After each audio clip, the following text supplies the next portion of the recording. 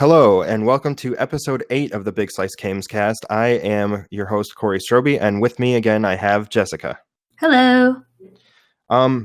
It's been kind of a crazy weekend for both of us, so I didn't have a whole lot of time to write a bunch of stuff down, so this week might be a little bit of a short one. Next week we'll have our normal length podcast. But this week will be a little bit shorter. So apologies for that. But we'll go ahead and get right into the first topic. So this one's called Gamescom Opening Night Live attracts 500,000 viewers. This is by Hayden Taylor over at gamesindustry.biz.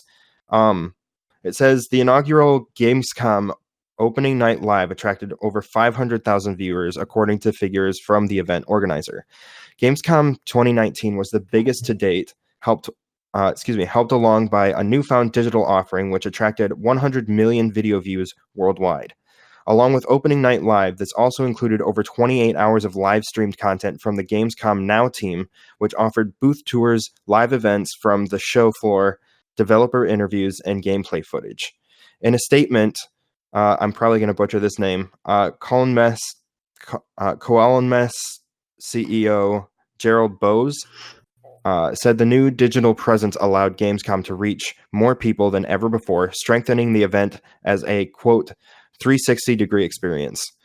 He continues to say, quote, with Gamescom Opening Night Live, we have taken a decisive step in the direction of becoming an international platform for new products. At the same time, the show was also the starting point for our new Gamescom Now digital offering, with which we offered the digital community additional access to Gamescom. The rest of Gamescom saw growth in all other areas. The number of exhibitor spaces increased by over 100 year on year, 1,153 total. And there was also a modest increase in trade visitors, totaling 31,300. Finally, the new events arena occupied an additional 17,000 square meters of floor space made available this year, attracting esports fans to various tournaments held across the public days. Dang. Yeah, it's definitely a lot bigger than it has been in previous years, but Germany does it big. Yeah. Well, this is basically the European version of E3. I mean, it takes place in Germany, but it's kind of the collective of all the European countries. As far as that goes, E3 is worldwide pretty much. It's hosted in LA, but you get people from all over the world coming. I met a couple people that were from. They live in the States now, but they were from Thailand. If I can remember the name of the game, I think it was called I don't remember the actual name of the game, but it was a cooking game. But Cooking Mama. I don't know, probably not that one. No, it was kind of an indie game. I forgot what the name of the game was. I'll see if I can find it and put it in the show notes. But the article continues saying, quote, the international relevance of Gamescom has never been greater in this year, said German Games Industry Association Managing Director Felix Falk. He continues saying, quote, especially our new show, Gamescom Opening Night Live, has already shown with its premiere how strong the worldwide interest in Gamescom is. So this Opening Night Live thing, I'm pretty sure this was brought together by Jeff Keighley. He's sort of he's the face of the industry when it comes to like public events. He's the one that pretty much runs E3. He's the one that runs the Game Awards every year. And he put together this Opening Night Live, or at least he was a major part of it.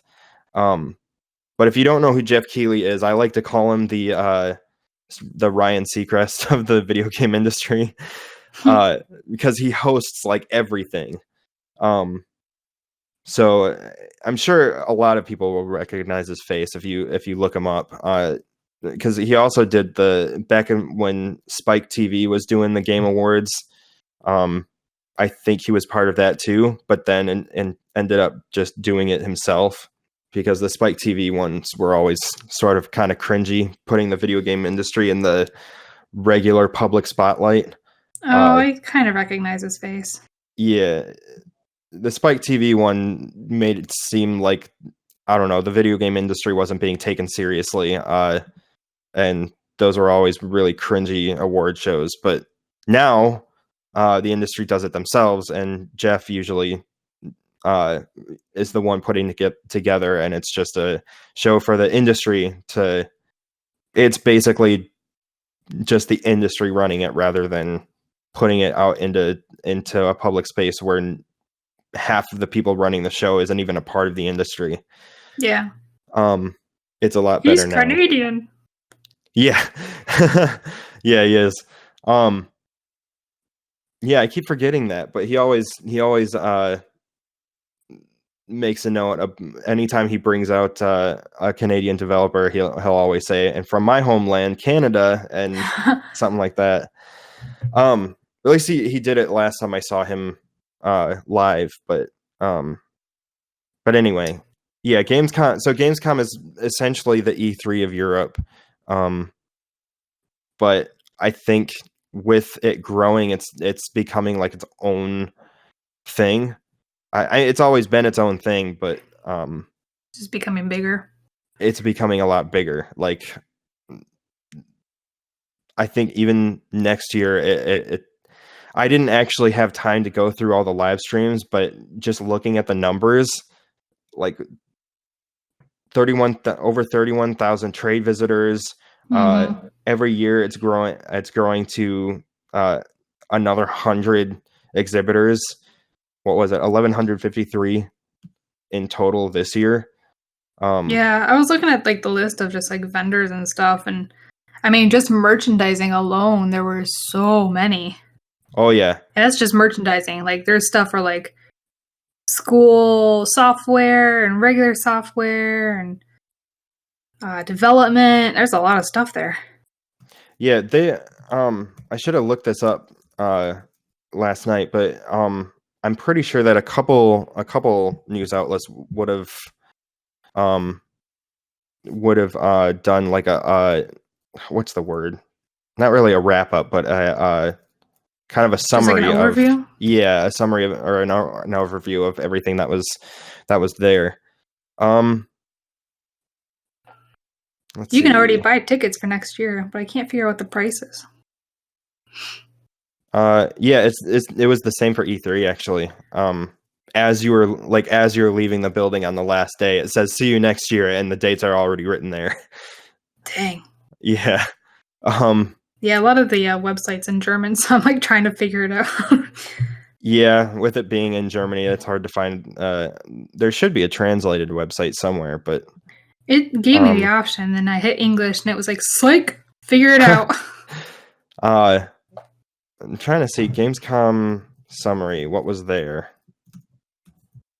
I know Cyberpunk had some announcement, or they showed gameplay of it. Nice. You're breathtaking. What was there? Okay, catch up on all the. So this is from Digital Trends. From Stadia exclusives to Death Stranding. Yeah, Death Stranding was shown. So people can even be even more confused about it now. Yeah, that game doesn't get much clearer each time you see more stuff on it. Apparently Jeff Keighley is going to be in it too. Oh, no kidding.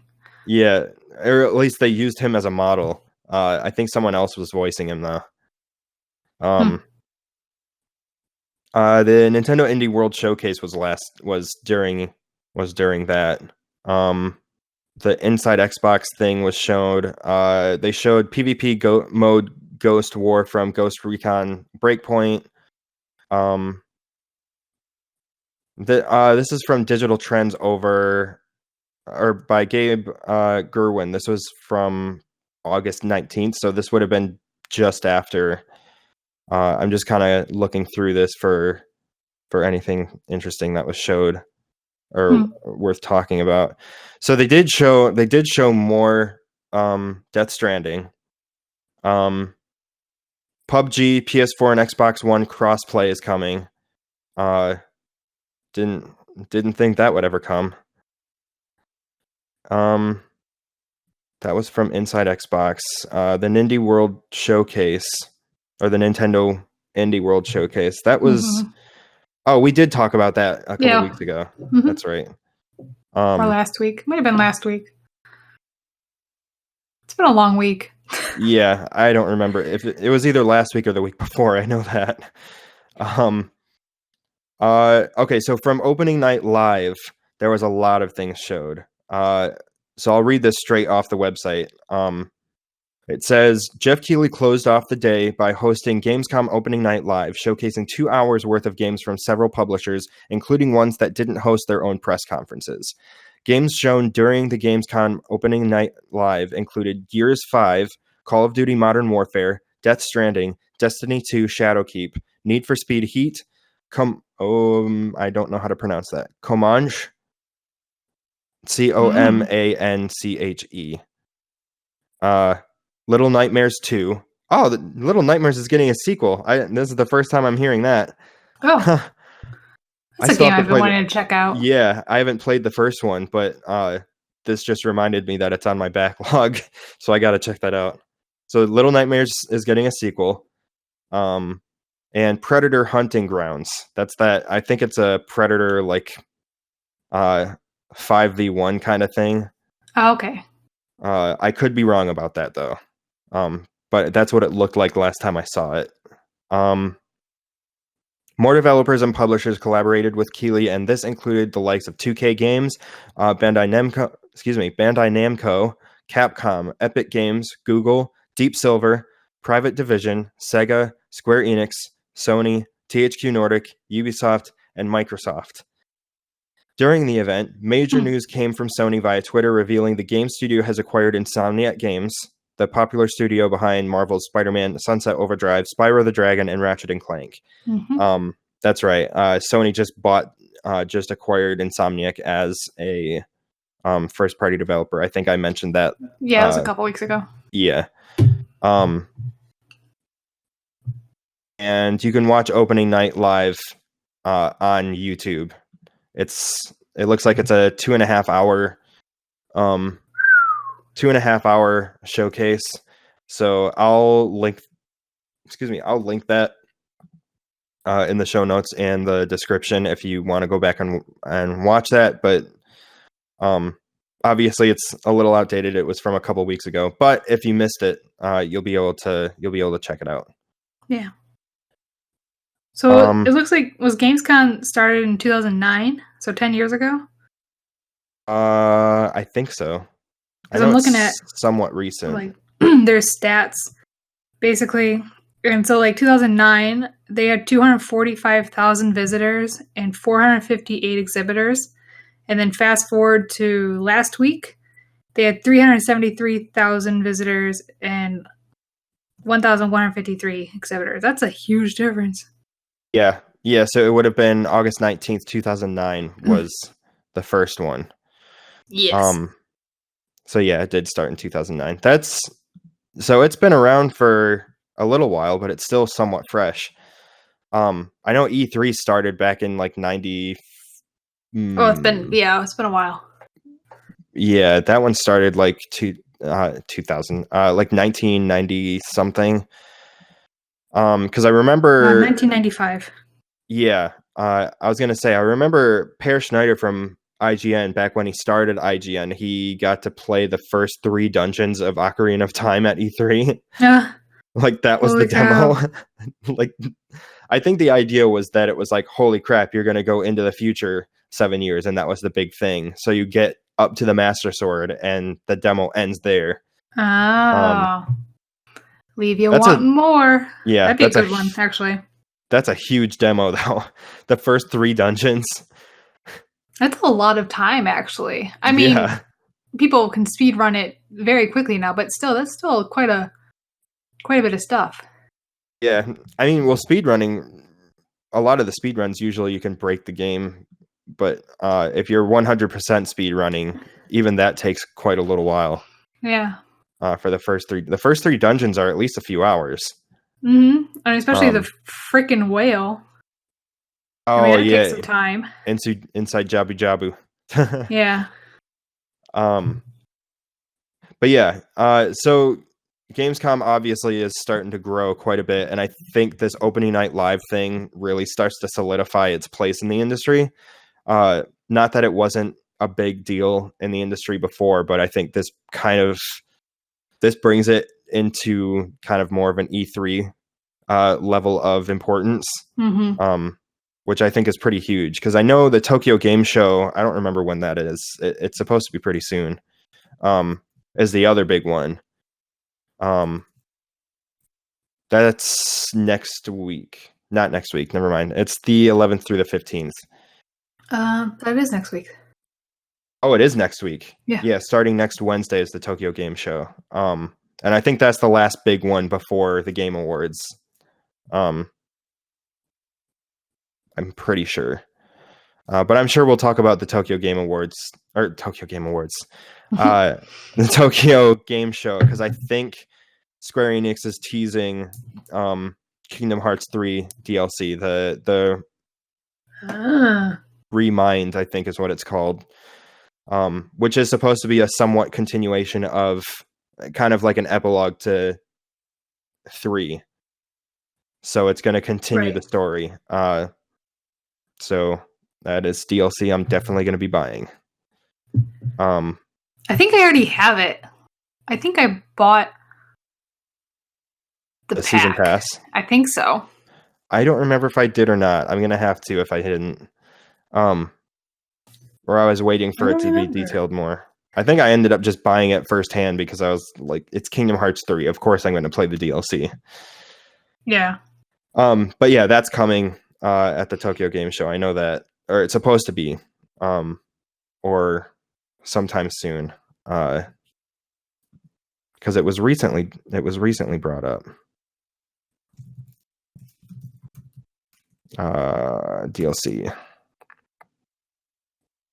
next week. Yep, it's going to be coming during the Tokyo Game Show. I'm pretty sure that's when it's going to be, when it's coming. Well, I'm sure we'll see it somewhere. Trailer set for September 9th. So it might be Monday. That's going to be just before Gamescom, or Tokyo Game Show, excuse me. But yeah, so like the big 3 shows are like Gamescom, E3, and the Tokyo Game Show. I know there were a couple others. I know PlayStation used to have a press conference that they didn't do last year. It was like a whole weekend of just PlayStation stuff. The PlayStation Experience, PSX, is what it was called. But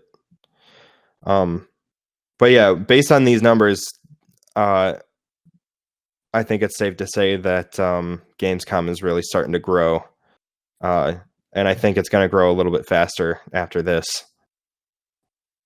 But yeah, the video of the Gamescom show will be, or the opening night live will be in the show notes.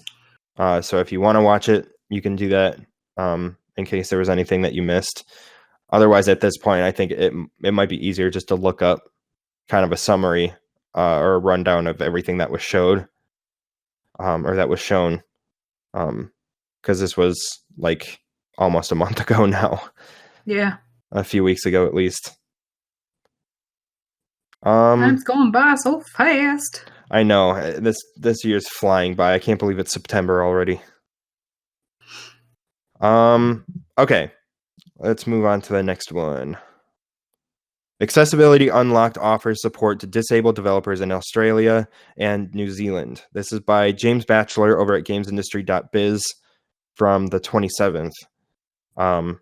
It says, a new initiative in Australia and New Zealand has launched to better support developers with disabilities in the local games industry. Accessibility Unlocked is a new group that wants to, quote, connect disabled developers within the community to each other as a support system, network, and reminder that we're not alone. The team has also launched a new website that will gather resources primarily focused on the Australia and New Zealand markets that offer information and guidelines on various accessibility issues, from employment in the industry to the depiction of disabilities in games. Finally, Accessibility Unlocked aims to connect able developers with both players and fellow developers with disabilities in order to discuss barriers currently present in games and how they can be overcome. In a Twitter thread announcing the launch, the group says it classes disability as, quote, anything affecting individuals' day-to-day existence, from chronic illness, mobility issues through to anxiety and depression, neurodiversity, or more temporary accessibility issues. There's no one way to be disabled, but there are so many ways to be supported. I wanted to bring this one up because I remember, I think it might have been our first episode or the second episode where we talked about disability in the industry. Yeah, it was an early episode. Yeah, it was either the first or second episode, I think. But I could be wrong. But this one caught my eye because it's like this kind of follows up to that specific story. Yeah. Like just having this group. I know it's just in Australia and New Zealand, but I think it's definitely a good start. I know we have like non-discrimination laws and stuff in the US, but they're not always followed and they're not always enforced, which is unfortunate, but I mean, with Accessibility Unlocked, I think it's a good start to maybe inspire anyone in the US to start something similar, or maybe Accessibility Unlocked could even come over here. I know the US still has the Able Gamers Foundation. I don't know what they can do to help the workplace, but I know that they are working together with Xbox with the accessibility controller, or the what's it called? The adaptive controller. Yeah, the Xbox adaptive. Legit. Oh, they're the Accessibility Unlocked website. Yeah. Yeah, they have a lot of like resources that you can look into.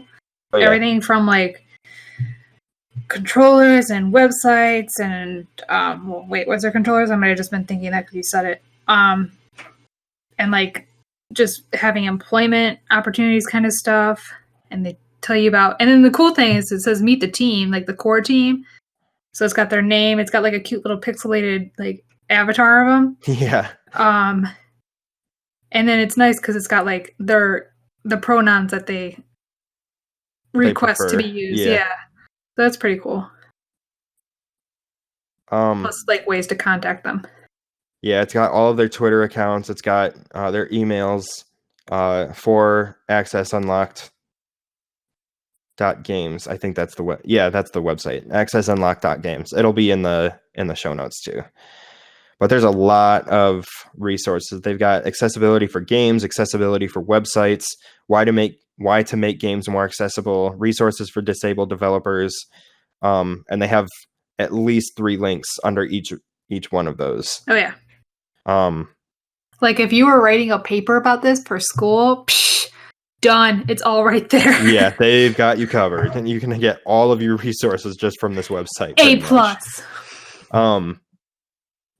Yeah, like if you were to ever write a paper on accessibility in games, look no further than this website. They've got pretty much any links that you would need for that paper. Yeah, they've got a lot of resources here. Plus, they have a contact us box down at the bottom. You just fill your name out, your email, and a message, and then send it right through there. So it's definitely a very accessible tells me website. They'll be like quick to respond to. Yeah, they might, because it sounds like they might be a smaller company, which means that they'll, if they end up getting popular, then like more and more popular, I'm sure that's going to be harder to respond to people. Well, yeah. But I mean, they'll still respond, is what I'm saying. They will, they'll definitely respond. By the looks of it. So when it comes to accessibility in games, there's I know there's a couple like in terms of just the games in general, not necessarily developers, but there's a lot there's been more and more like accessibility options available in games. I know I don't know what his feedback was because I didn't get into the live stream, but Steve Saylor, also known as the Blind Gamer, is an accessibility consultant within the industry, and he's been playing Control, which I've been playing that too, just because I've been super interested in playing that ever since it got announced. But I haven't looked at the accessibility options myself, but he was playing it on a live stream. Actually, he's played it a couple times, so I'm guessing it's definitely accessible enough for him to be able to play it. But I haven't seen if he said anything about the accessibility options in the game. I don't know. I could just ask him too, but I don't think I'd get a response in time for this podcast. Probably not. Let me see if he said anything on Twitter. No, not that I can see, other than he's been playing Control for the last few weeks, I think. Yeah.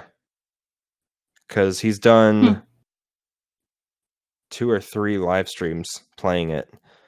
So it looks like he's enjoying it. I'll have to look into what he's on any feedback that he has on the accessibility, but if you do want to look into more accessibility stuff, like accessibility, like if you're a developer and you want some feedback on accessibility, or you want to do some research on accessibility options within your game, Accessibility Unlocked has you covered.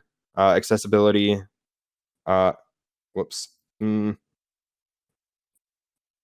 accessibility for games. They point you to Able Gamers in there.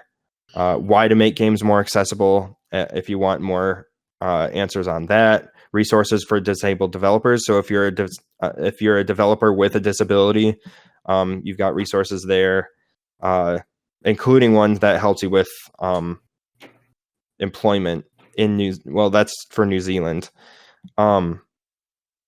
But even if you are in the US, I'm sure there's a ton of resources on here that you can still use. Yeah, for sure. But yeah, I didn't really have a whole lot more to say on that. I just wanted to kind of put this out there for anyone that might be listening in the UK or New Zealand that hasn't heard of this. It's definitely something to look into. I think I'm going to be looking into this too, just to get a little bit more info on this. Yeah, I mean, if anything, just take a look. It's because eventually, I'm sure it'd be nice to have it go worldwide. So. Oh yeah, for sure. Even if it's not specifically accessibility unlocked, even if they like inspire a group over in US or right. in other Asian countries like Japan or China or South Korea, if they get their own stuff, and of course the US too. Yeah, not really anything else to say on that.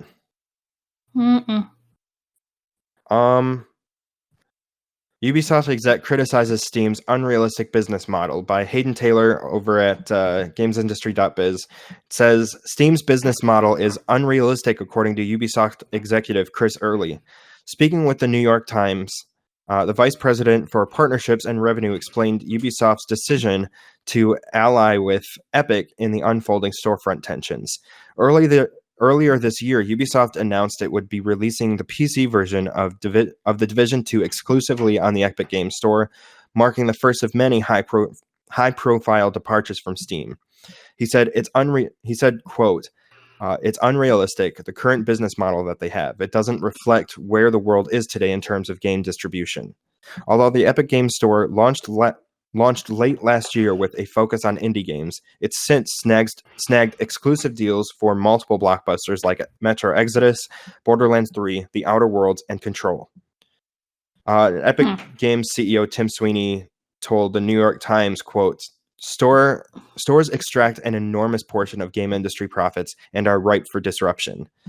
And he's definitely right about that. I have a couple excerpts from other articles detailing the developer cuts for both Steam and Epic. And I've been all for the Epic Game Store because it's a lot more developer friendly. Even though the client itself isn't exactly totally user friendly yet, from what I've heard. I haven't tried it myself. But I'll go ahead and read these. So this is from an article from The Verge on Steam's sales agreement. It says, quote, Steam parent company Valve announced a new revenue split for its online video game marketplace late Friday evening, with the change in its distribution agreement giving developers more money as the number of unit sales increases. Excuse me. Normally, Valve takes around 30% of all game sales on Steam, with some exceptions for games from smaller developers in its Steam Direct program. That will remain the case for the first $10 million in sales a game maker or publisher earns. For all sales between $10 million and $50 million, the split goes to 25%. And for every sale after the initial $50 million, Steam will take just a 20% cut. That's still kind of a lot. And it's pretty, you can tell that, I mean, $10 million in sales, not a lot of indie games are going to make that much money. Heck no. 50 million, don't even bother. I mean, yeah, obviously with indie hits, you'll see that, like, Stardew Valley was an indie hit. Axiom Verge might have been a hit, I think. I don't remember if that came to PC or not. Another big indie game. I think No Man's Sky was technically considered indie. Maybe in the beginning. Yeah, they might still technically be independent. I'm not sure. Look up No Man's Sky parent company. They don't have one. Who owns? Whoops. Not No Man's Sky. Hello Games. I feel like you should have known that. I don't know why I did that. So yeah, Hello Games is still an independent developer. Not No Man's Sky. No Man's Sky is not the developer.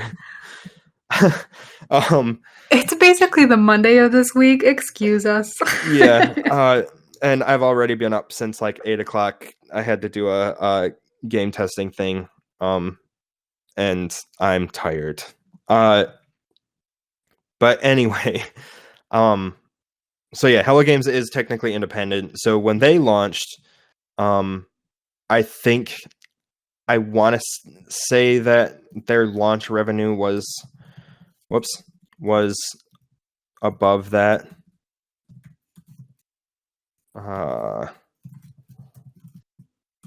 So launch sales. It says, well, this is for 2016, so it's not the first week, but it says that Steam Spy estimated that more than 823,000 copies were sold in 2016. Yeah, so that's... But still, that's still less than $50 million, though. That only equals up to 43. Okay. Yeah, so even that... and I mean, it's not opening week, I don't think, but still. Yeah, but even so, it's obviously that Steam deal where, you know, you after so many sales or so much money or so much revenue earned, after $50 million, Steam is still taking a 20% cut. That's not very realistic, especially if you're an independent developer. That's a lot of money that you're losing. Oh, for sure. Other than that, I mean, if it's still under $10 million, they're still taking 30%. And when you're an independent developer, that 30% can make a huge difference, a very huge difference. I mean, yeah, because 30% of that's $3 million. If you're going from 10 million. Yeah. That's roughly 3.3 million. And that's if you make the $10 million. Right. But let's say you only sell like 100 copies and your game was a $10 indie game. What did I just say? 1,000 copies? I think you said 100. Oh, okay. Well, let's change that. Let's say you only sold 1,000 copies. I've heard of an independent developer that I met. I don't remember if it was at E3 or not, but their game sold about 1,000 copies. Mm-hmm. Let's say that game was $10. You'd make about $10,000. Right off the bat, Steam takes roughly $3,000. That only leaves you with $7,000. Now think about how much time that game probably took to make. Right. Plus, it's not even all work too, because you got to think about it from the business standpoint, where you have taxes. Yep. And paying people, all that kind of stuff. Like other people, I'm sure gets cut too. And taxes themselves are a pain in the butt when it comes to owning a business. So like, yeah, I'm sure. When it comes down to it, like they might have only made like less than $5,000. From a game that technically from beginning was 10,000. Right. And that's all the revenue that they have. That might not even be profits. That's just how much money the game made. Profits would be anything. Profit. Right. Most of that is probably going to be paying off whatever they had to spend in the development cycle, or distribution costs, or rent if they're renting out like a warehouse to build it and stuff. Yep. Or if they're renting out an office space, they have to pay for that. If they have employees, if they're by themselves, they don't have to worry about paying other employees. But but a lot of indie teams do have employees, or they're just working together and not as employees. But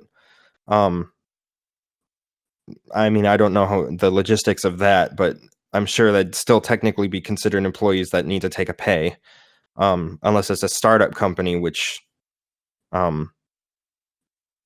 I'm sure within a startup, a lot of times people will climb on board with the knowledge that they probably won't be getting a paycheck. Sometimes, yeah. Yeah. But obviously they'd have to know ahead of time that they're not getting one. But either way, because they're also paying for marketing too. Exactly. Yeah, that's another. So much. There's a lot that goes into that. So even if the game only made $10,000, that is not nearly enough to be able to actually pay for its development. Because you'd have to pay for the office space, you have to pay your taxes, you have to pay Steam's cut. Right. Yeah, most likely if you were to only sell that little, there's no way you'd make a profit. Exactly. With that big of a percentage cut. I mean, huge publishers would be able to do that, but even from this article from gamesindustry.biz, an executive from Ubisoft is even saying this is not a realistic model. It's unrealistic and doesn't really go with how the business works anymore.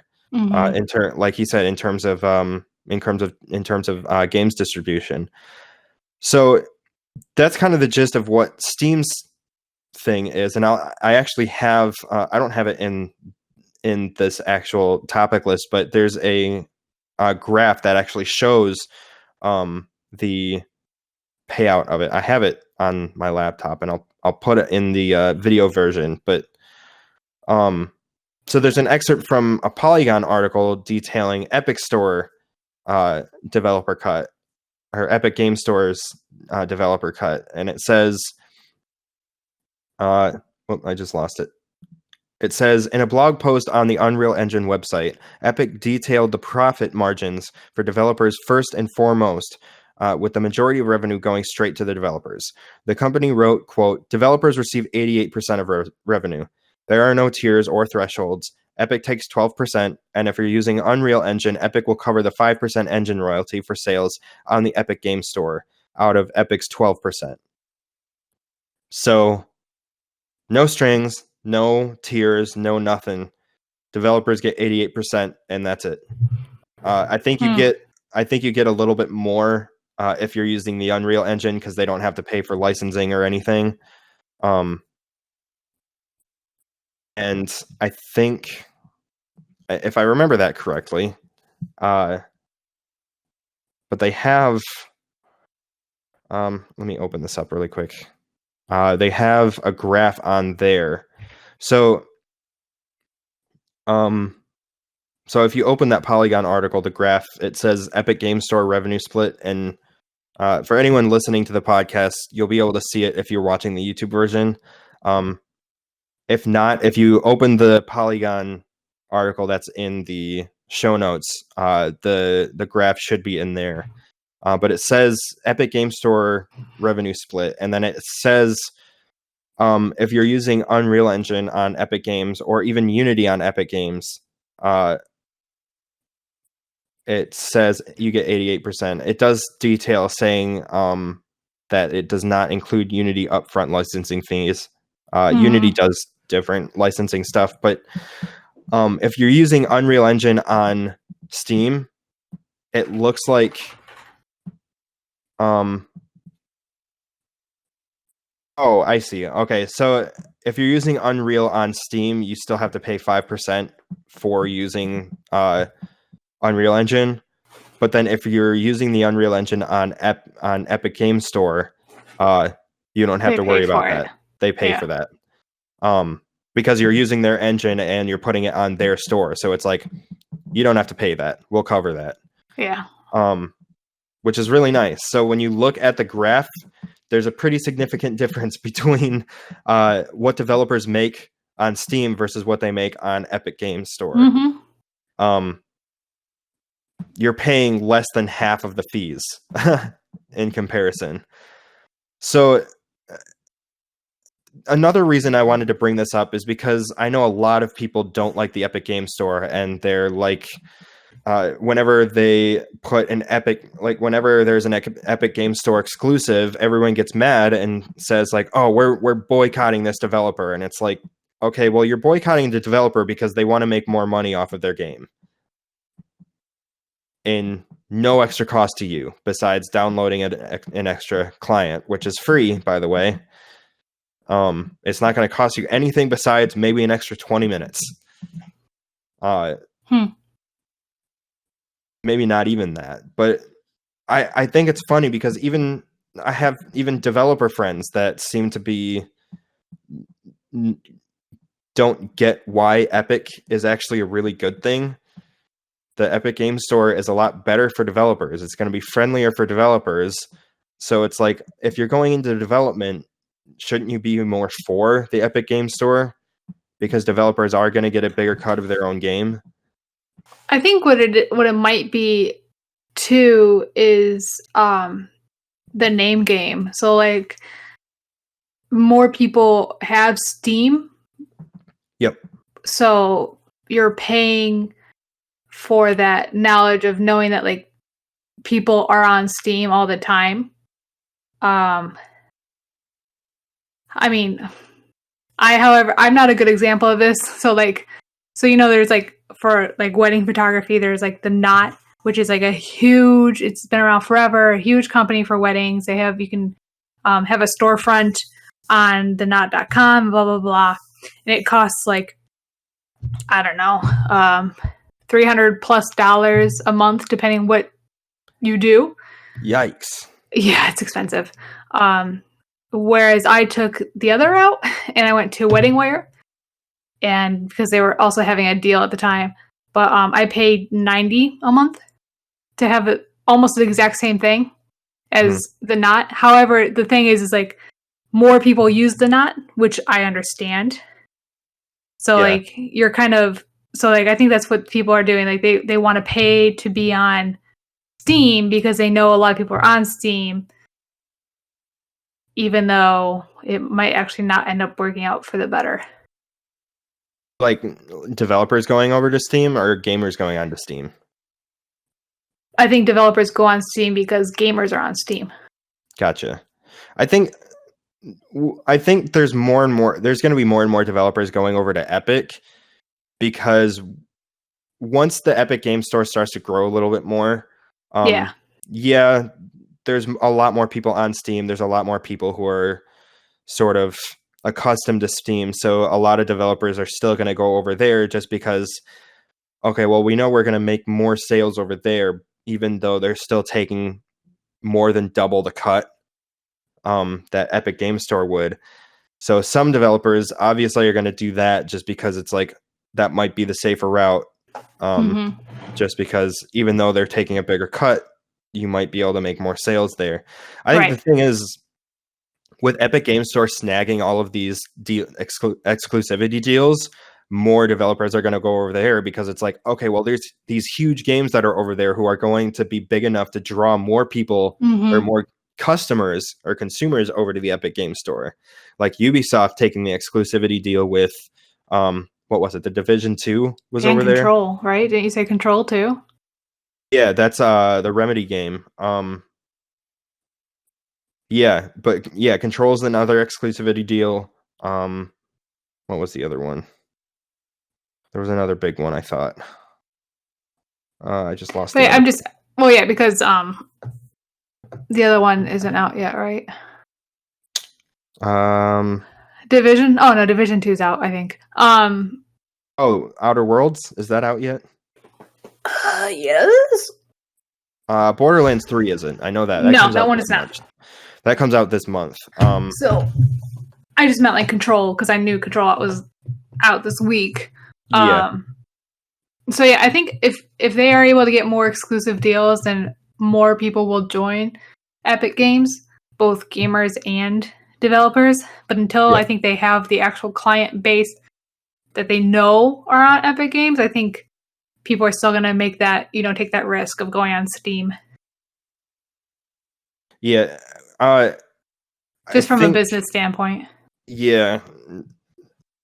I think the thing is with with Steam takes so much of that percentage because they know that or at least a few months ago, they knew that they were kind of sort of the monopoly within the online or the PC storefront. Right. Other than, you had EA's Origins platform and Ubisoft had their Uplay storefront or whatever. But those were for their games only. You couldn't just get any game on there. Right. But those games were still on Steam as well. So you could get it either from Steam or from those storefronts. But now that the Epic Game Store is offering a much better deal, that's pushing Steam into a corner. And they're going to start losing more and more bigger titles. I think by the end of the year, Paris Games Week and Tokyo Game Show, I'm sure we'll hear at least of a couple other games that are going to be Epic Game Store exclusives. Just because it's like, okay, Steam keeps taking too much of our money, but a lot of bigger developers are starting to go over to the Epic Game Store, so it might be a safe bet to go over there instead. And if it's a game like Borderlands 3, a lot of people want to play that game. You're not going to get a whole lot of people to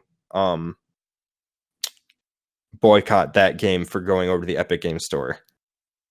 Too many people are going to want to play it. Yeah. Plus, I think it's kind of a childish boycott. No offense to people who actually do that. But if you're boycotting a game because it's going over to the Epic Game Store, I think that's just silly. It doesn't cost you anything else. They just want a bigger cut of their own game sales. It's not costing you anything else. They're not trying to take more money. It's just they want a bigger percentage of the game sales that they'd make on Steam or on the Epic Game Store. The only difference is that they're taking a bigger percentage of the overall sales. So it's like you should be for the Epic Game Store. It helps the developers make money Right. off their game, which is totally fair. And they should be able to get more money of their game. I mean, yeah, they should be able to make profit off all their hard work. Yeah. The main reason I wanted to bring this up is because I think the whole idea of boycotting games because it's on the Epic Game Store is just stupid. If you're boycotting a game because it's on the Epic Game Store, I think that's just stupid. I'm not even gonna it's just dumb. Just get the game. If you want to play that seems weird. If you want the game, get the game. I just don't understand. Like, why would somebody boycott just because of what it's on? I mean, you buy games for so many different consoles. What makes the difference between Steam versus Epic? I mean, in reality, like, who cares where it's from? Yeah, it's a game. I think it's because they're just more comfortable on Steam, and they don't like the Epic Store because it's the Fortnite developer, and it's like, who cares? This isn't about Fortnite. I'm not a fan of Fortnite either, but still. I mean, it's fun, but I think it's a little overrated. I've played I just refuse to get my ass kicked by 7-year-olds. Yeah, that's definitely a self-esteem kicker. But either way, I mean, it's a fun game, but it's not for me. But either way, this whole thing about like, oh, don't get games on the Epic Game Store because Steam is better or Steam is more client friendly, and it's like, all right, well, if you're more for Steam, then you're basically saying that it's okay for them to take a bigger cut of the developers' money, and it's not okay for developers to go for the store that is going to give them a bigger cut of the profits of their own damn game. Well, I mean, in reality, how many customers go on to buy a game and think, what are the developers getting out of this? Yeah, that's not really their first thought. That's the thing there. But I mean, I'm hoping that if more and more people actually were educated on why Epic's store is better for developers, it's just that simple. I totally agree. Yeah. I'm just saying, like, you would need to have more educated people. Yeah. That do think of things like that. Yeah, I think I might end up titling. It's like when somebody hates, it's like when somebody hates an actor because of a character. It's like, no, they're just actually a really good character. You hate the character. Like, you know what I mean? Right. Like Joffrey from Game of Thrones. Yes. Or Cersei. But yeah. I mean, the Epic Game Store is definitely a lot better. It might not be as, like I said, client friendly, but they're working on it. It's a work in progress. It's always going to be a work in progress. Steam is even a work in progress. They're constantly changing, not as much anymore, but they were constantly changing things back in the beginning. When you look back at when Steam first started, it was kind of the same deal. It was annoying. Nobody liked it, and it was like, it was just like the Epic Game Store, where it wasn't exactly client friendly. But it was really easy. It was a really easy way for developers to distribute their games without having to pay for like shipping deals and distribution and all the stuff like that. Right. It was just a digital download, which cut a lot of the cost right out. But then Steam became a monopoly and started taking more and more money from the developers because they could. Mm-hmm. Now Epic is backing them into a corner and giving them some much needed competition, and then people get mad because, I don't know, they want something to be mad at. But if you are listening to this, Epic Game Store is not a bad thing. It's a very good thing, especially for the developers. So just be patient. Download the thing and then get the game that you want, and you'll know that your more of that money is going toward the developer. You're not paying more, but what you pay, more of that is going toward the developer. That's it. Right. That's the only difference. I think that's pretty much all I needed to say. Yeah. I don't know. Did you have anything else to say on that? No. No. Oh, okay. Yeah. 'Cause- So Epic yeah. is better for developers, I mean, technically, it shouldn't matter as long as you get your game, right? right? Like, It just really doesn't. go anywhere. Just get the game. Yeah, it really I- doesn't matter where it is. You're not paying anything extra. You might have to download one extra thing, Oh my god. but it's not that bad. You have to download all the games anyway every time you buy a new game. Just install the Epic Game Store. It's not that big of a deal. Hashtag Epic for the win. Yeah.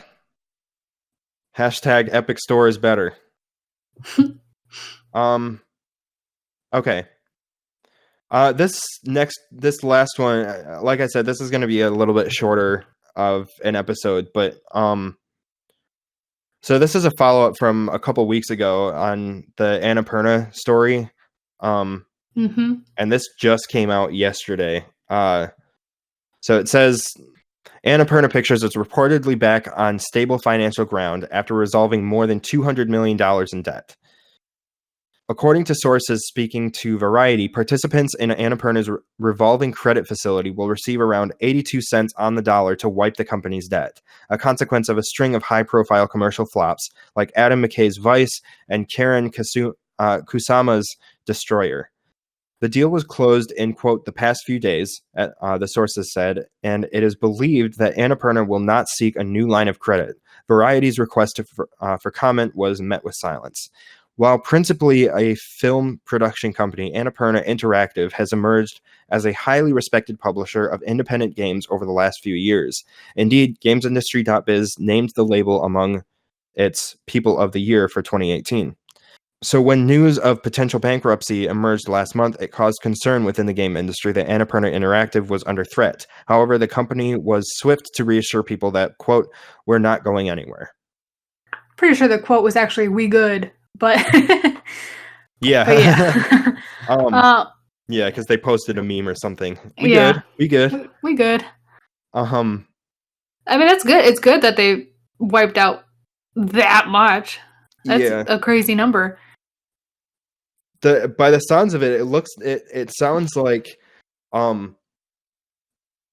participants in Annapurna's revolving credit facility. It sounds like that means that a bunch of people kind of volunteered to take a pay cut of like 18% for a certain amount of time until the debt was wiped. Yeah. Which I think is pretty. That's pretty. What's the word? Clever. Is generous. The word. Generous, clever. I mean, either it was participants or they had to take a pay cut. Either way, it worked. But still, seeing that people took a pay cut of the 82 cents to the dollar, I'd rather read that than read like that, 300 people lost their job. You know what I mean?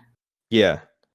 Like if you like, I almost said deleted. If you deleted like 300 people, if you got rid of like 300 people to like get rid of debt, like that's kind of a crappy move. Yeah. But if you got everyone to agree to whether they want to or not, if you got everyone to agree to the 82 cent to the dollar, at least they still had a job. Yeah, they had a job. And I'm sure the 82 cents on the dollar wasn't permanent. Right. No, I'm sure it'll be back up either now or within a few weeks. Yeah. Either way, that's a really clever move because they didn't by the sounds of it, they didn't have to cut anybody's job. Nobody was deleted. Yeah, and the company didn't go under, which would have caused everybody to lose their job. Right. So it's like that's kind of a clever tactic, even if people were upset at the pay cut. But by the way that this was written, it sounds like it was voluntary. Because it does say participant. Which is nice. Yeah, which is really nice. I mean, like if I was, because there's a chance that not everyone had to do it too. There's a chance that maybe I don't know if higher ups necessarily would have done it, but I don't know if everyone would have had to do it. Yeah. I mean, if it were me, if I had the choice between like an 18% pay cut for a limited time or losing my job, I'd easily take the pay cut and just budget that time period out accordingly. Well, as long as the pay to begin with was good. Yeah. I mean, if you're making $10 an hour and you take an 18% cut, you'd be like, well, find a new job. Yeah. Well, they can't, either way, they can't go under the minimum wage, I don't think. Not legally.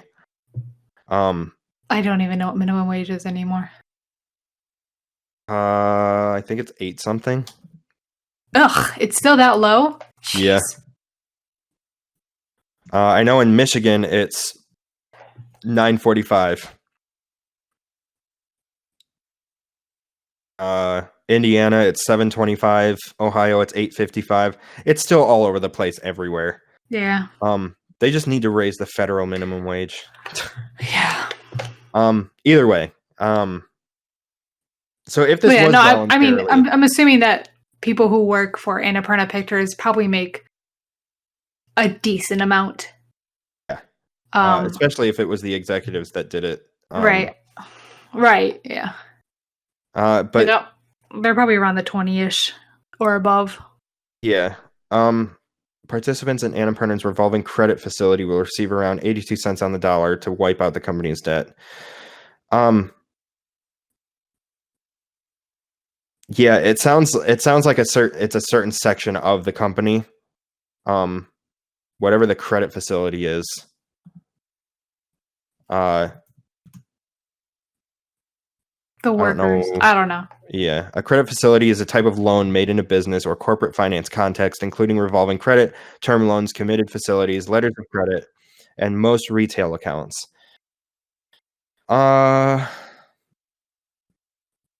It sounds like maybe I got that wrong. A revolving credit facility is a line of credit that is arranged between a bank and a business. It has an established maximum amount where the business has access to the funds at any time when needed. Because of this, it is often considered a form of short-term financing that is usually paid off quickly. It sounds like they made a deal with their bank. So they did that instead of cutting people's pay. Well, that makes more sense. So it sounds like the company itself figured out a deal between either its bank or credit facility or whatever it was. But it sounds like a credit facility is some form of bank. So whether it's a credit union or a bank or whatever it might be. Yeah. I'm not a financial person. If someone listening to this knows more on that than I do, or either of us do, please send me an email at bigslicegames@gmail.com and we'll get that cleared up in the following podcast. Because I don't know what I'm talking about in terms of this finance stuff. Like I said, it's been a long weekend. I didn't have a whole lot of time to dig deeper on much of these. But because you were in a wedding. I was in a wedding this weekend. I had a testing job this morning, so I didn't have time to do it this morning either. And yeah, it was a long weekend. That's for sure. Yeah. But still, just overview, good that they got rid of $200 million in debt. I mean, they still technically didn't cut anybody. Right. And I mean, it's not like they were necessarily declaring bankruptcy. They were just doing the bankruptcy protection. Yep. So it's not like they were going bankrupt, but now they definitely won't be close to doing that with the $200 million back where it needs to be. Yeah. So it sounds like Annapurna is back above water, and we can continue to see awesome games from them. Yes. Speaking of Annapurna, what games do they have coming up? I don't know. Annapurna Interactive. I watched an Annapurna movie last night. I think it was Annapurna. I think it was Annapurna. Shoot. It was, we watched Get Out. Oh, yeah.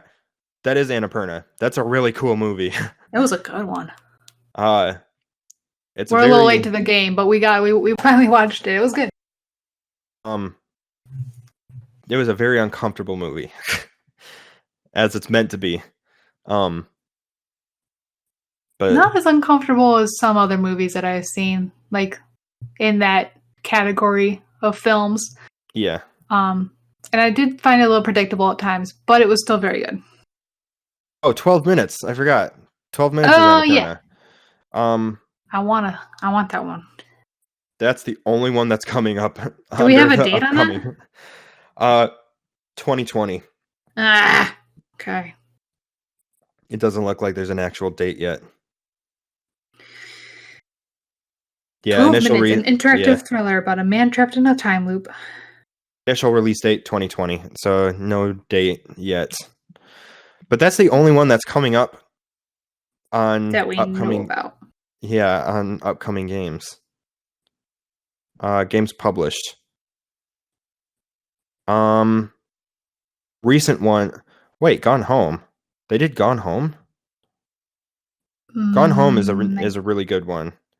If anyone's into like sort of that walking simulator kind of thing, or interactive narrative, or explorative narrative, whatever you want to call that genre, you just kind of walk around an environment and discover the story as you go. Uh-huh. Gone Home was kind of the one that blew up that genre. It's very, very good. It's supposed to be like a 2-hour game, but I ended up playing it for 6 hours. Dang. Because I just kept looking at every damn thing in the environment. And I put together like 2 or 3 side narratives that weren't part of the main one, and that were super interesting, but I don't want to spoil them. Right. Oh, they did Outer Wilds. Yep, Outer Wilds is coming.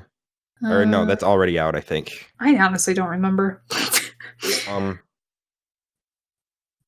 It's either, I think, yeah, it's coming October 25th, I think. Okay. And then there's Journey. I don't think that's... Yeah, that's that game company. What? I think it's coming to PC. Journey. It's coming to Windows and iOS. It was initially 20... what year did it come out? I want to say it came out 2013, because at one Game of the Year, one year, I want to say it was 2013. 2012, excuse me. It came out 2012. That's right, because The Last of Us would have been the winner in 2013. I don't remember. It looks like they have a lot coming. Yeah. So Journey. So the last one to come out, I want to say, was Sayonara Wild Hearts. Either way, so Outer Wilds is coming. Journey is coming to Windows and iOS. Telling Lies is... shoot, what's his name? Sam Barlow. Sam Barlow's new game. He's the one that did Her Story. And it's the exact same thing, basically. It's you watching videos and trying to figure out the... Yeah, it's essentially the same sort of type. It's sort of that same type of game. But I'm definitely going to play that because I adored Her Story. And then 12 Minutes comes out in 2020, and then there's a few more. The Artful Escape, Due Process, and Solar Ash Kingdom, and all of those are coming to Windows. So I'm guessing they're probably going to be... Those are all going to be on PC. I don't know if Windows is the only way that you can play them, but those are the only ones that are announced so far. So those are all Annapurna games. Oh, did they do Hyper Light Drifter? No, maybe not. Just kidding. I don't think so. Oh, I guess they've been the publisher for that game company for a while, I guess. Because maybe not. They're just publishing these. I just noticed Flower was on here. That's another game of that game company that also did Journey. And then What Remains of Edith Finch was another one. I recently played that a few months ago and really, really enjoyed that. That's another game I highly suggest. It's kind of in the vein of Gone Home and stuff like that, where you're just kind of walking around in an environment and discovering the story as you go. It's not a gamey game, if that makes sense. No, I know what you mean. It's definitely a game that you can just kind of sit back and relax and enjoy the story as it unfolds. And I really, really love those games. I like to just sit down for a good few hours and just enjoy it. That's one of those. What Remains of Edith Finch I was just talking about that. Journey is kind of one of those. What was the other one? Gone Home. Mm-hmm. So that's just kind of a list of a bunch of Annapurna games. So I am happy that they aren't going bankrupt, that they're good. They're above waters now. I'm sure we might hear a little bit more later on with a little bit more details on that whole thing. And yeah, I think that pretty much does it for that topic. Yeah. That was all I had for this week. I don't think there's anything breaking right now. I can look. Nintendo Direct is on September 4th, so by the time this is out, it should already be out. Yeah, we'll talk about that next week. Yeah. Control fans believe Alan Wake takes place in the same universe. If you like Alan Wake and you're playing Control, that's something to think about, but I've never played Alan Wake. Yeah, I don't know. There's nothing on my Facebook feed. Let's check out Gamasutra and see if there's anything breaking on there.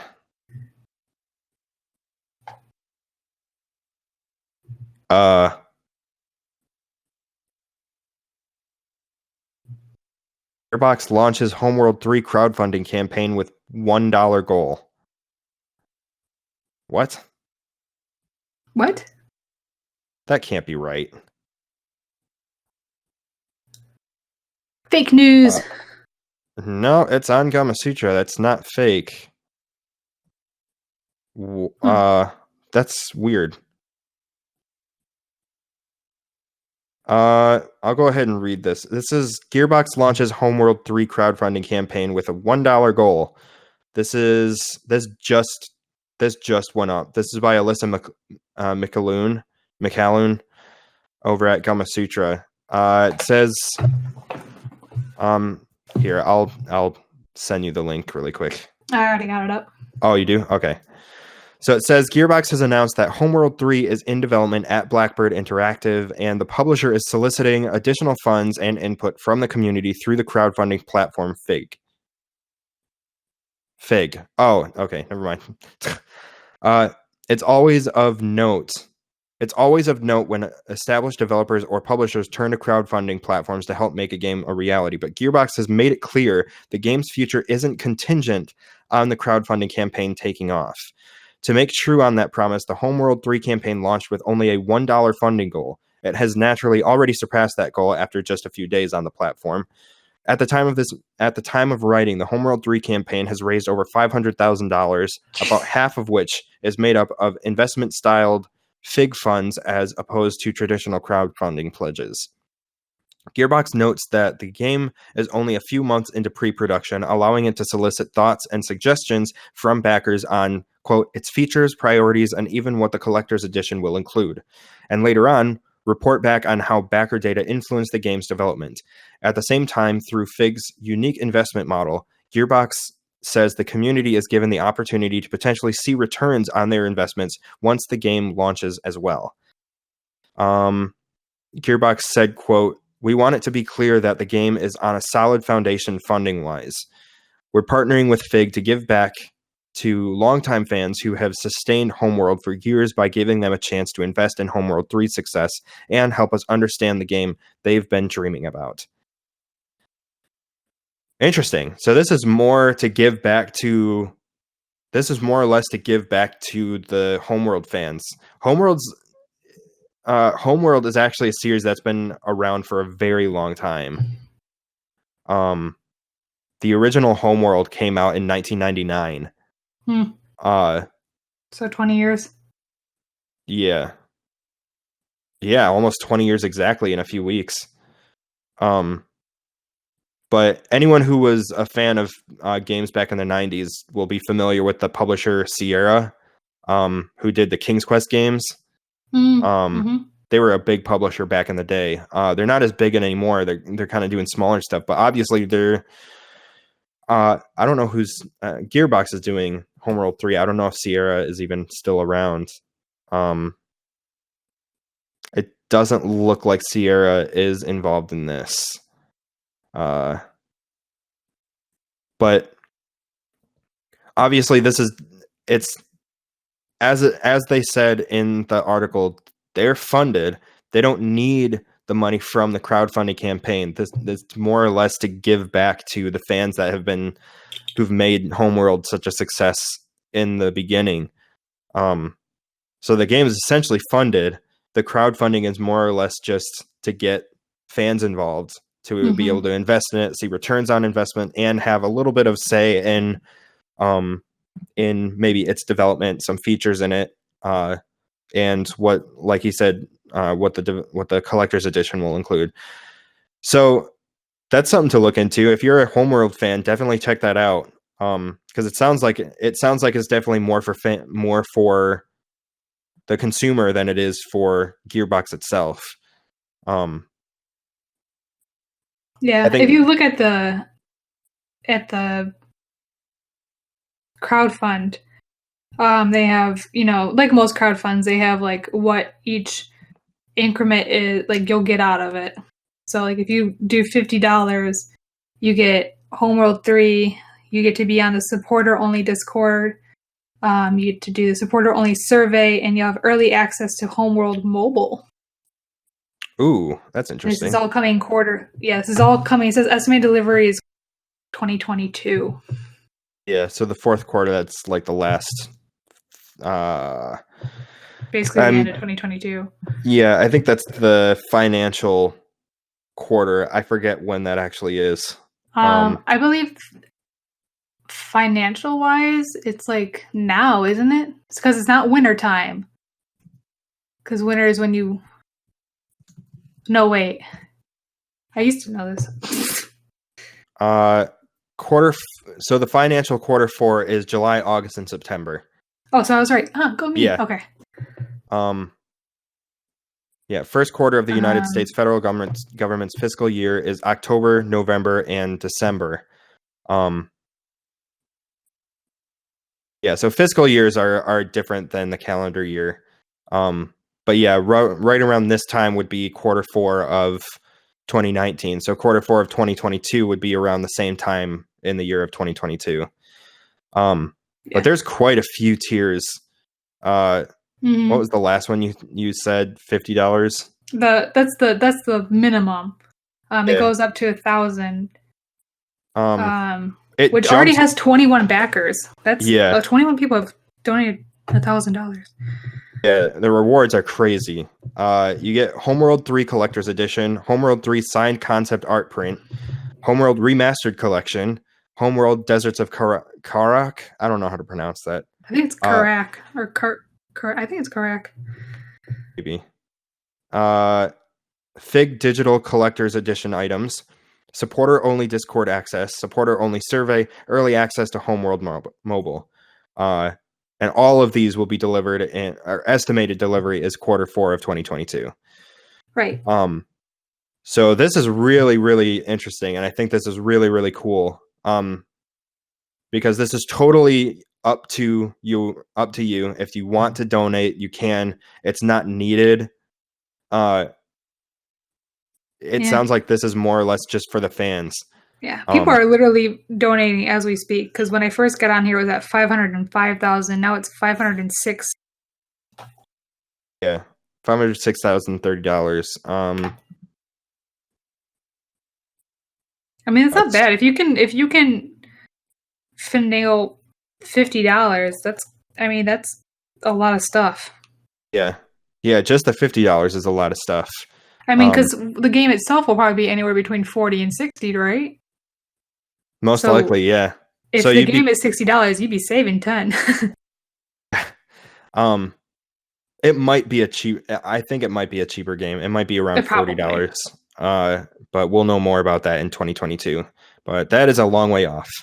Yes, it is. But for now, I think that would be good to wrap it. I think I'll save this article. Yeah, so definitely check that out if you're interested in Homeworld 3. I definitely think you should check that page out.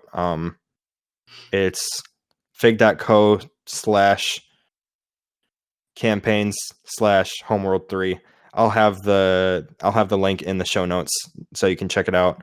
And donate if you want, because it sounds like you get a lot of cool goodies if you do. Again, it's not needed. It's more just kind of extra stuff for anyone that wants to get in on it. So check that out. I think that's pretty much it, unless there's something else that I can see. Yeah, not really. I think that'll be the last thing. For now, I guess we could go on to what we're playing. What have you been playing? Yeah. You go ahead. Well, I meant to play Life is Strange Episode 4. I did not get around to that. It was a very, very busy weekend. I want to play it. I should have time this weekend to play it, or sometime during this week. I probably won't have as much editing to do, thankfully, with this being a shorter episode. But I do want to play that this week. I got into a game that was in my backlog for a while. It was on sale. It's called Snake Pass. I don't know if you've ever heard of this. I've only heard of it from when you posted on social media. That's it. Yeah. I was pretty irritated when I first posted on Twitter about it. But I don't think I posted angrily about it, but I thought it was interesting because I grew up playing 3D platformers, so like the Banjo-Kazooie games, Mario 64, Donkey Kong 64, games like that. Essentially collectathons. Each world you have a bunch of different stuff to collect, and goofy characters and whatnot. Snake Pass is a bit smaller, but I think the pitch is pretty much like, what if you had a 3D platformer where there's no jumping? That doesn't really make sense. No, it does. So, like, you got to get from, like, I mean, if you think, I don't know, like, without Super Mario context, World. Yeah. If you think Super Mario World, a lot of times Mario had to jump from one ledge to the other. So, how would a snake do it, basically? Is that correct? Kind of. Without jumping? But not really. Kind of, but no. It's like, okay, it's kind of like if someone were brainstorming and said, like, let's make a 3D platformer, but where you can't jump. And then it eventually made out to be like, okay, well, snakes can't jump. What if it was a snake? How would you get around? So instead of gaps and stuff, you have like poles and sticks and like posts that you have to wrap around and climb those. And the controls are so complex, but they work. So like the idea is you hold down the right trigger to move, and I'm playing this on Switch. You hold down the right trigger to move. Like to actually, to actually go. To go faster, you have to slither back and forth using the left joystick. And you change direction like that. But if you move back and forth, you speed up as you move. And then I think it's if you hold down A, his head will go up. Or his name, the snake's name is Noodle. So yeah, Noodle's head will go up, and then that's how you climb. But it is so difficult to get a handle on the controls because of how complicated it is. But once you do,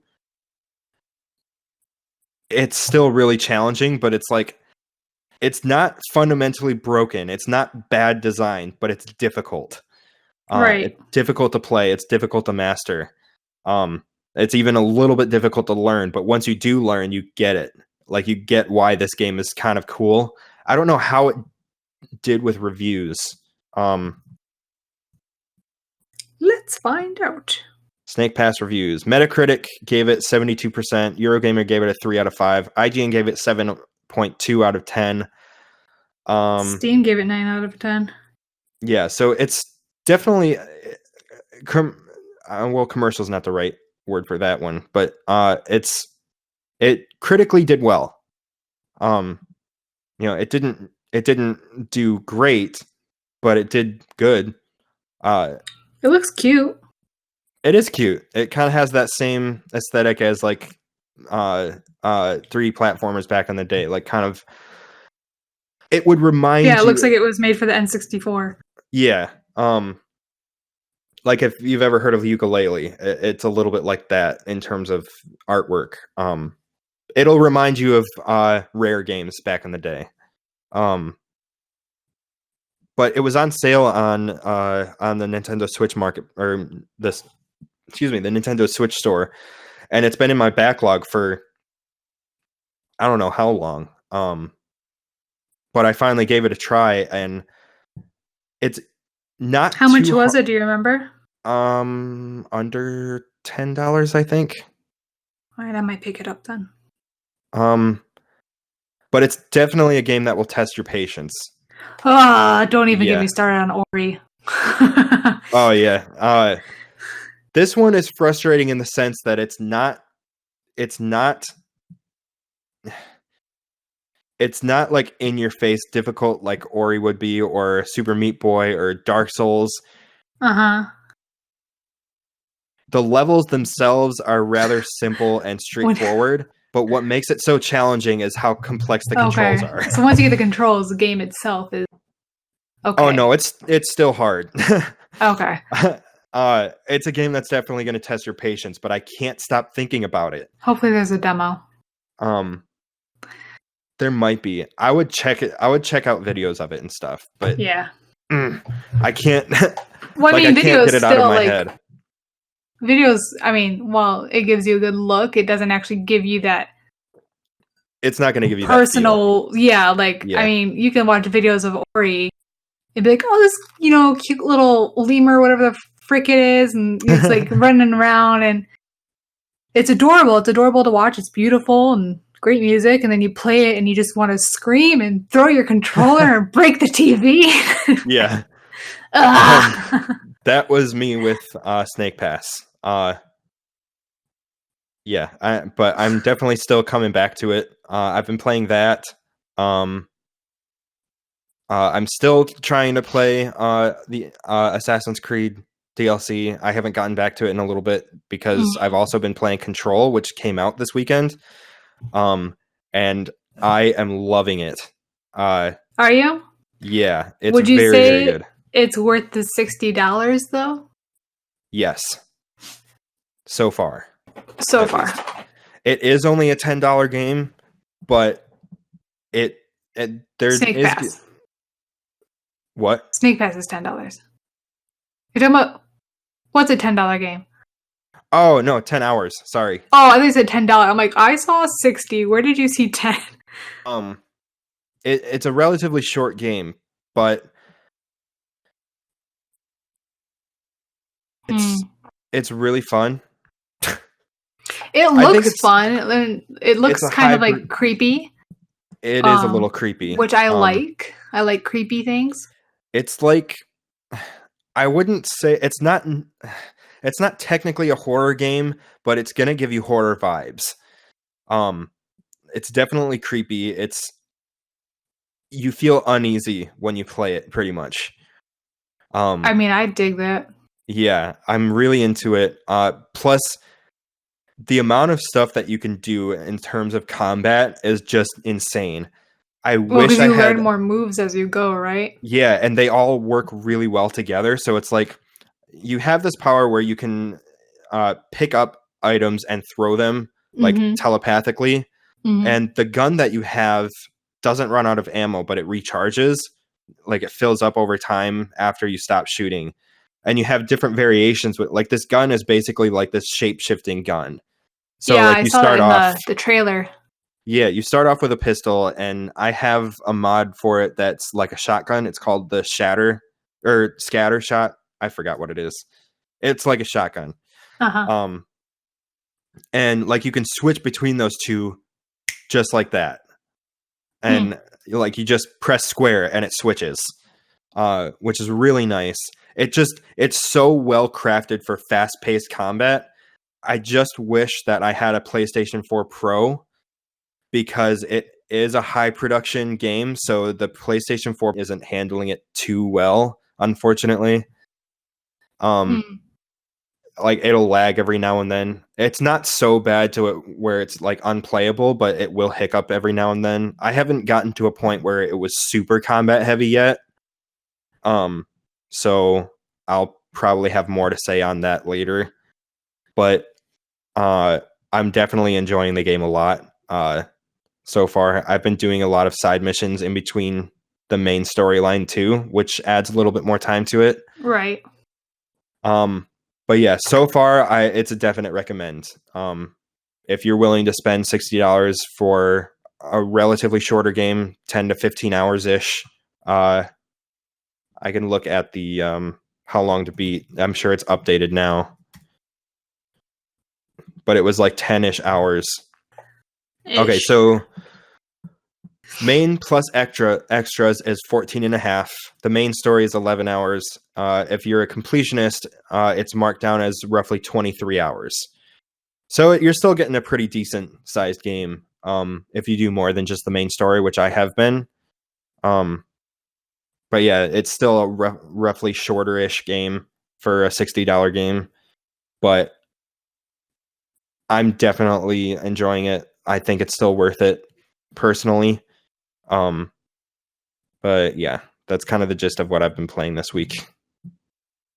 Nice. Yeah, I was tempted to pick that one up, but I saw the $60 and I Code Carnage, he talked about it a little bit, so I like listened to him.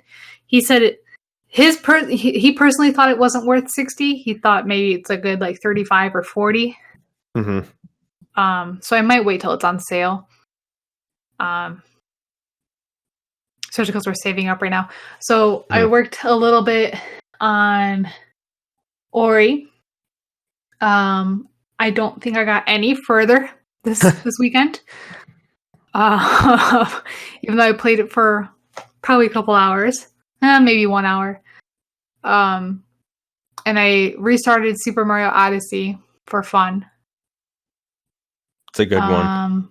And that's kind of all I did. Honestly, I didn't really play a lot of video games this weekend. I went to Joann Fabrics and got a paint by number. So it was just kind of like a relax the mind kind of weekend. Mm-hmm. Yeah, I meant to sit down and relax for a little bit this weekend. It's been a busy weekend, so any time that I actually had for games, I kind of dedicated to Control just because I couldn't stop thinking about it. That and every now and then I could not stop thinking about Snake Pass. Like that game's hooked me, even though it's super frustrating. Mm-hmm. I think just the designer in me is just so intrigued by the fact that it's frustrating as hell, but I can't stop coming back to it. Like there's just something about it that keeps pulling me back in, and I think it's just because overcoming the challenges is so satisfying that you can't help but keep trying. I think I'm gonna write something about that game, just like an analysis of it once I'm done with it. Just it's super frustrating, yet I could not stop coming back to it. Anyway. Yeah. Anything else you were playing, or not really? Huh? Anything else that you were playing, or was that kind of the gist of it? That was kind of the gist of it. Like I said, I just spent a lot of time painting. It was nice. I didn't even have the TV on for a little bit. I just listened to the wind chimes outside. That sounds very relaxing. It was very. It's like, I mean, a lot of times, like, and I tell my husband this all the time too. Like, a lot of video games I play to relax. Especially, I mean, not as much. I don't need to relax as much now that I run my own business. But like back when I worked in other people's, when I worked like a full-time job for other people, you know what I mean? Yeah. I would leave, angry or whatever all the time. So I would need to come home and relax. But now that I don't have to do that as much. But still, it was just nice to have like a moment, like some me time where there was like nothing going on, just painting some lines. It's got cute little doggies in the picture, so I dig it. Yeah, and then every now and then if I did want something in the background, because my husband was also home all weekend and he was Destiny-ing it up. So there was a lot of raging going on. So whenever I wanted to drown that out, I put on Parks and Rec. Okay. That's a good show. But I've only watched it once, but so yeah. No, so it was good. And like I said, when I took a break, because like my wrists would start to hurt after a while, so whenever I took a break, that's when I would hop on Super Mario or Ori or something. Mm-hmm. Yeah, I need to get to Life is Strange this weekend, I think. I want to finish Control. You do. I want to finish Control because that's still a hot topic. So I want to finish that so that I can hear people talk about it, about their impressions of it. I'm probably going to keep coming back to Snake Pass, and I definitely want to keep plugging away at Assassin's Creed Odyssey. Hopefully I'll have a little bit more time this week to dig into those because I haven't had a whole lot of time to just play games for hours. Yeah. And I miss Assassin's Creed, so I want to play more of that. But yeah, I think that pretty much wraps up our podcast for this week. If you have any feedback or questions or anything, feel free to email us at bigslicegames@gmail.com. You can find the podcast on all of your favorite podcast websites like Spotify, iTunes, and SoundCloud. And you can get the video version, or you can watch the video version on YouTube at a later date. If you follow Big Slice Games on either Twitter or Facebook, you will get an update on when that will be. Otherwise, you can find me at Strobe Official on Twitter. That's STROBBE Official, all one word. Jessica, where can they find you? You can find me at Twitter at PhoenixLeeJS, or if you want to look at any of my social medias, or if you want to look at any of my photography stuff and just see my work and reach out to me that way, I have all handles. It's at J.O. Boone Photography. Sweet. You can find us on all of those and follow us there, and we will see you next week. Bye. Thanks for listening. Bye.